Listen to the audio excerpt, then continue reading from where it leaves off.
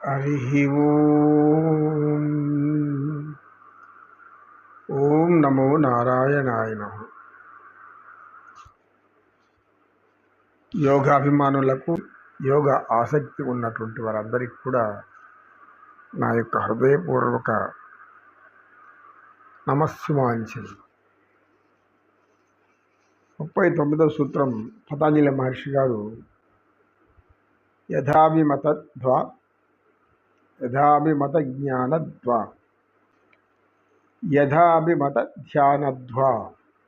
భా అంటే ధ్యానించుకోవడం, మత ధ్యానద్వా. భా అంటే ధ్యానించుకోవడం. మన అభిమతానికి ధ్యానం యథాభిమత ధ్యానద్వా. అభిమతం, మన అభిమతం ధ్యానం ఎలా చేయాలో ధ్వా అంటే తెలియజేస్తుంది. దీన్ని మనం ఇదివరకు చెప్పుకున్నాం. పతంజలి మహర్షి గారి యొక్క ఒక అద్భుతమైన జ్ఞానం మన మనస్సుని ఆకట్టుకునేదిగా ఉంది. అంటే మనోవ్యాఖ్యలతో ఉండేవారు. వ్యాఖ్యులత అంటే లోపల ఉన్నటువంటి బాధ, ఆ బాధ ఆవేదన అలా మనస్సుని కృంగదీస్తుంది. కృంగదీసినప్పుడు మనుషులందరూ కూడా ఒక రకమైనటువంటి మానసిక స్థితిలోనికి, బాధాకరమైన స్థితిలోకి వెళ్ళిపోతారు. ఇది అందరికీ తెలిసిన విషయం. మనకంతా కూడా అనుభవమే. కనుక ఈ యొక్క సాధన ఈయన చెప్పినటువంటి యథాభిమత ధ్యానద్వా, యథాభిమత ధ్యానం ద్వా అంటే ఈకి అభిమతమైన వారిని ధ్యానించు. ఈకి ఏది అభిమతము అంటే సమ్మతము, నీకు సమ్మతించింది అంటే నీ మనసు అంగీకరించింది. నీ మనసు అంగీకరించింది. ఏం అంగీకరించింది? నువ్వు ఏదో ఒక దానిని అమితంగా ప్రేమిస్తున్నావు. ప్రేమ అంటే మరలా స్త్రీ పురుషుల లైంగిక విధానం కాదు, అక్కడికి వెళ్ళకూడదు మనం. ప్రేమ అంటే ప్రకృతి మీద ప్రేమ, తల్లిదండ్రుల మీద ప్రేమ, ఇక మన అవ్వాతాతలు ఎవరన్నా ప్రేమగా చిన్నప్పుడు చూసుకొని ఉంటే వాళ్ళ మీద ప్రేమ. ఇలాంటి ప్రేమలు మన మనసులో నిలిచిపోయి ఉంటాయి, ముద్ర వేస్తాయి, చెరగని ముద్ర వేస్తాయి. అది ఎంత వయసు వచ్చినా తీపి జ్ఞాపకాలుగా ఉంటాయి. ఎందుకంటే వారు మన పట్ల చూపినటువంటి ప్రేమ, అభిమానం అంతా ఇంత కాదు. అలాంటి స్థితిలోనే మనం వారిని హృదయంలో పెట్టుకుంటాం. అటువంటి వారు ఇప్పుడు ఉండరు. అప్పుడు వాళ్ళని తలుచుకొని, ఒకప్పుడు నేను ఇలా చూసుకున్నారు, లేదా మా తండ్రి ఇలా పెంచాడు నన్ను, మా తల్లి ఇలా పెంచింది అని ధ్యానించుకోవచ్చు. అలా ధ్యానించేటప్పుడు వాళ్ళలో లీనమైపోయి, అంటే ఇప్పుడు ఎక్కడ ఉన్నారనుకుంటాము, చనిపోయాక పంచభూతాత్మకమైన ఈ దేహము పంచభూతాల్లో కలిసిపోతుంది. ఇది అందరికీ తెలిసిందే. భూమి అంతవరకు వారి జ్ఞాపకాలు మనలో తీపి గుర్తులుగా ఉంటాయి. అటువంటి వారిని కూడా మనం ధ్యానం చేసి ప్రేమించవచ్చు. లేదు, మనకు పూర్వజన్మ పుణ్యము సుకృతము, ఎవరో ఒక మంచి యోగి, ఇంకా ఆశ్రమాలు అనేక ఉన్నాయి.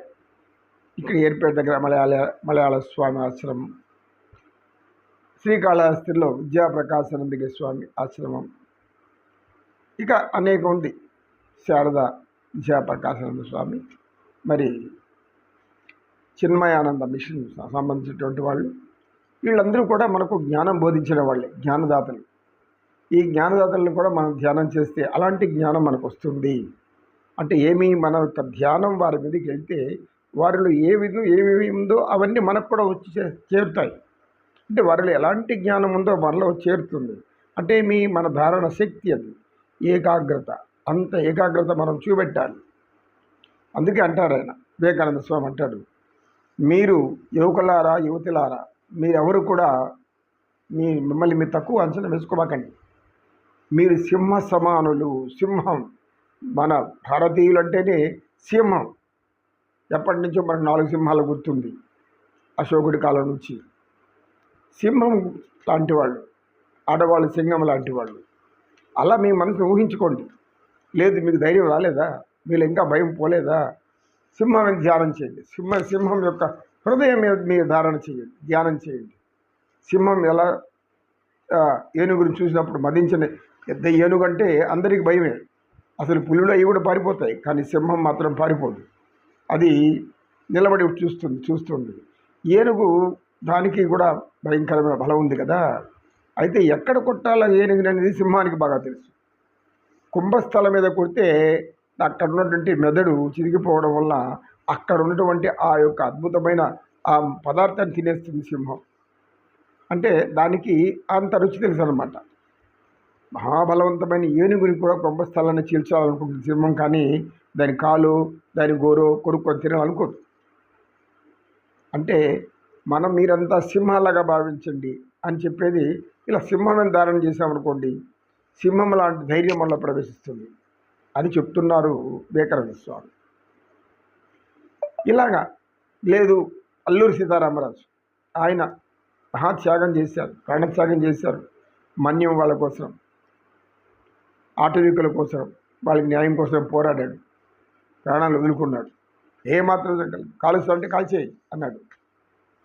అటువంటి ఆయన మీద ధారణ చేశామనుకోండి, మహా అద్భుతమైనటువంటి జ్ఞానం పరిగెత్తుకుంటూ వస్తుంది, ఎక్కడ లేని ధైర్యం సాహసం వస్తుంది. ఇది ఈ యొక్క పతంజలి మహర్షి గారి యొక్క ఈ ధారణ స్థితి, ధ్యాన స్థితిలో ఉన్నటువంటి విశేషం ఏమంటే, మన మనసు బలహీనమైనప్పుడు, మన మనోబలం తగ్గినప్పుడు మనలో ఏం ఏర్పడుతుందంటే భయం వచ్చేస్తుంది, ఆందోళన వస్తుంది, ఏం చేయాలో దిక్కు తోచదు. అప్పుడు ధైర్యం కావాలంటే ఏం చేయాలంటే వెంటనే మనకు ధైర్యాన్ని ఇచ్చేటువంటి శక్తి ఏదో దాన్ని ధ్యానించాలి. మనకు అతి ముఖ్యం వెంటనే వచ్చేటటువంటి గుర్తు ఎవరు? భగవంతుడు.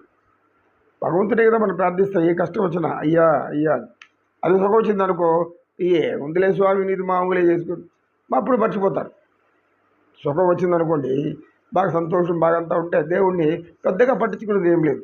కష్టాలు ఉంటే అయ్యో రాత్రి నేను పగలు తలుచుకొని నాకు కాపాడుతండ్రి రక్షించండి, ఇదే చేస్తూ ఉంటాం. కనుక మనం ఏం చేయాలి? మన భయాన్ని పోగొట్టేటువంటి ఒక శక్తివంతమైన దాని మీద ధారణ చేయాలి. ఈ మానసిక శక్తిని ఎలా అభివృద్ధి చెందించుకోవాలో చెప్పడమే దీని యొక్క ముఖ్య ఉద్దేశం.